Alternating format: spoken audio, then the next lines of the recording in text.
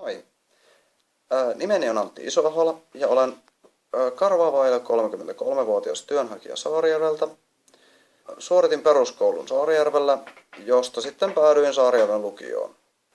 Lukion jälkeen lähdin opiskelemaan muutamaan eri opinahjoon, josta sitten päädyin Tampereelle kauppaopistoon, josta valmistuin asiakaspalvelun ja markkinoinnin YO-merkonomiksi. Harrastukseni ovat parin kissan hoito avovaimoni kanssa sekä kaikki tietokoneisiin liittyvä pelailu, räpellys ja tämmöinen, koska näitä olen harrastanut siitä asti, kun tietokoneita on ollut. Erityisosaamisalueeni ovat tietokoneet ja kielet. Olen erittäin hyvä puhumaan englantia sekä ruotsikaan minua ei pelota. Työkokemusta minulle on kertynyt noin 2 vuotta, joka on pääosin kaupan alalta, mutta olen myös työskennellyt asiakaspalvelutehtävissä luurin päässä.